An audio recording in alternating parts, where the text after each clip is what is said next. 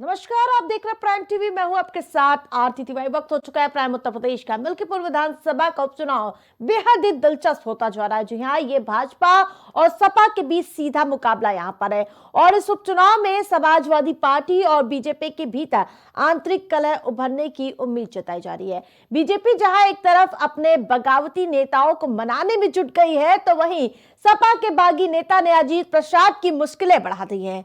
मिल्कीपुर उपचुनाव में सपा की तरफ से प्रत्याशी की घोषणा के बाद मिल्कीपुर से कई सालों से विधानसभा सीट से विधायक बनने का सपना संजोए सूरज चौधरी को बागी बना दिया है। अजीत के नाम का आधिकारिक तौर पर ऐलान होने के बाद सूरज चौधरी ने समाजवादी पार्टी से अपने सैकड़ों समर्थकों के साथ इस्तीफा दे दिया और मिल्कीपुर विधानसभा में उपचुनाव में चुनावी मैदान में आजाद पार्टी से उतर गए। वहीं बगावत की इस लहर में भाजपा के अंदर ये विरोध नामांकन के पहले दिन से ही दिखाई देने लगी थी और ये मिल्कीपुर में कुंदरकी की चुनाव जैसा नतीजा देना भाजपा के लिए चुनौती बन सकता है। प्रदेश नेतृत्व के सामने कार्यकर्ताओं और टिकट के दावेदारों के बीच पैदा हुई कड़वाहट को दूर करने की बड़ी चुनौती है। नाराज हो रहे नेताओं को मनाने के लिए लगातार कवायद तेज कर दी गई है।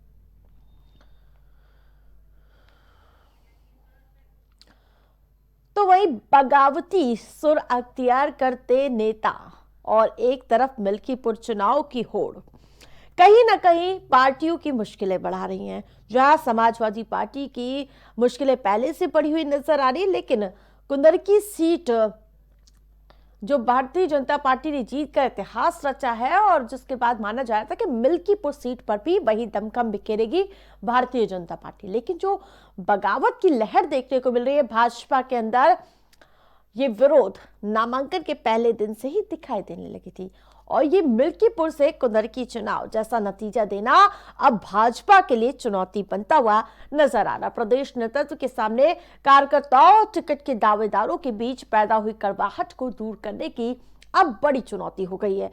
नाराज हो रहे नेताओं को मनाने की कवायद चल रही है एक तरफ, तो दूसरी ओर जहां लगातार इसको लेकर सुर्खियां तेज है। अब बात करेंगे महाकुंभ की। जी हां, 2025 स्वच्छ और यही नहीं ग्रीन महाकुंभ बनाने के लिए पूरी प्रतिबद्धता दिखाई जा रही है। प्रतिबद्धता के साथ कार्य किए जा रहे हैं जो कहीं ना कहीं जमीनी स्तर पर दिख भी रहे हैं। महाकुंभ नगर को पूरी तरह प्लास्टिक फ्री बनाने का लक्ष्य भी दिख रहा है। डबल इंजन की सरकार के आकांक्षा के मुताबिक महाकुंभ के दौरान पूरे महाकुंभ में यानी कि प्रयागराज को प्लास्टिक मुक्त बनाने के लिए मिशन मोड पे काम चल रहा है, जिससे कहीं ना कहीं आज कारीगरों की आर्थिक स्थिति भी मजबूत हुई है।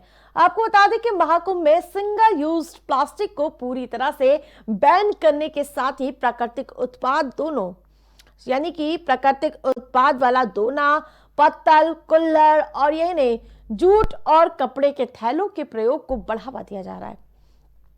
वहीं मेला क्षेत्र में ही जूट और कपड़े के थैले, दोने, पत्तल और खासकर कुल्हड़ के यूज को बढ़ावा दिया गया है।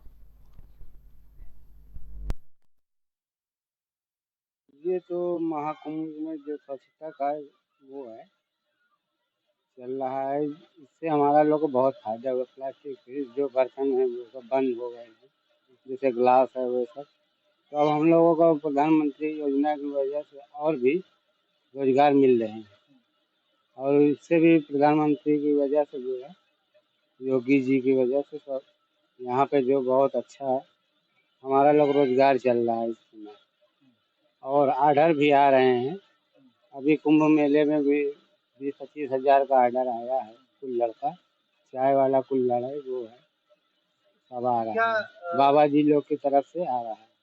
कितना फायदेमंद हुआ है का क्या मान सकते हैं कि इस बार पूरा परिवार आपका लगा है, इसमें देख रहे थे, काम कर रहे थे, कितना फायदेमंद है? क्या लगता है कि जो दीपावली में आप लोग की तो डिमांड ज़्यादा होती थी, इस बार भी क्या दीपावली कहा जा सकता है कि आप लोग हाँ, उससे बहुत ज़्यादा आपकी डिमांड आई है और जैसे अयोध्या में आया आया था मस्जिद दिवाली वगैरह ये सब दिया वगैरह, इससे ज़्यादा यहाँ वहाँ कुंभ में आया है और हमारा लोग को बहुत फायदा हो रहा है इसमें।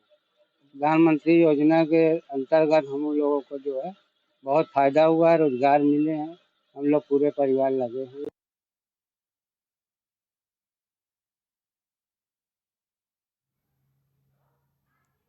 ज्यादा अपडेट के साथ संवाददाता आशीष हमारे साथ जुड़ चुके हैं। आशीष, जिस प्रकार से स्वच्छ भारत और साथ साथ स्वच्छ महाकुंभ की जो पूरी कवायद छेड़ती हुई नजर आ रही सरकार, और अब वहां पर कामगारों को अच्छा खासा रोजगार मिल रहा है। अगर बात किया जाए तो जिस तरीके से प्रधानमंत्री का विजन है, अगर स्वच्छता की बात कर लें, चाहे हम डिजिटल कुंभ की बात कर ले, तो जो साफ तौर पे देखने को मिल रही है, जो जमीनी स्तर पे देखने को मिल रही है, और जिस तरीके से अगर बात किया जाए तो जो कामगारों की, तो कामगारों को कहीं ना कहीं इस बार काफी आर्थिक स्थिति वो कहीं ना कहीं मजबूत दिखती नजर आ रही है। क्योंकि अगर बात किया जाए तो पूरे कुंभ को ग्रीन कुंभ बनाने का जो थीम है, साथ ही साथ प्लास्टिक मुक्त कुंभ को बनाने की जो थीम थी, तो उससे कहीं ना कहीं जो कुल्हड़ों को बढ़ावा दिया गया, तो जो कुम्हारों को, जिससे कहीं ना कहीं जो कुम्हार है उनको कहीं ना कहीं उनकी स्थिति सही हुई है। तमाम बात किया जाए तो पूरे मेला क्षेत्र में, चाहे वो चाय पीने की बात कहे या पेयजल पीने की बात हो, तो तमाम जगहों पे कुल्हड़ देखने को मिल रही है, जिससे कहीं ना कहीं जो कुम्हार, उनकी आर्थिक स्थिति जरूर मजबूत हुई है। जी, को चाहे कामगारों को बढ़िया रोजगार मिल रहा है, खुशी जाहिर करते हुए भी नजर आ रहे होंगे वो। आशीष, आपको आवाज मिल पा रही है? जी बताएं। जो कुम्हार है उनको बढ़िया रोजगार मिल रहा है इस महाकुंभ से, काफी खुशी जाहिर करते हुए नजर आ रहे होंगे। जी, निश्चित तौर पे, और प्रधानमंत्री का वो शुक्रिया करते नजर आ रहे हैं, और उनका साथ साथ ये भी कहते कि प्रधानमंत्री हमेशा की कहीं ना कहीं जो गरीब तत्व हैं, लोगों हैं, उनकी हमेशा सुने हैं, और तमाम ऐसी योजनाएं उनकी अक्सर निकाली जाती है जो कहीं ना कहीं सबके लिए काफी महत्वपूर्ण होती है। और साथ ही साथ ये भी कहते आ रहे हैं कि इस बार जिस तरीके से उन्होंने किया है, तमाम सरकार आई है, तमाम बार कुंभ बिल्कुल, हुआ, चारों इस तरफ तरीके से तारीफों का दौर देखने को मिला। तमाम अपडेट के लिए धन्यवाद आपका आशीष।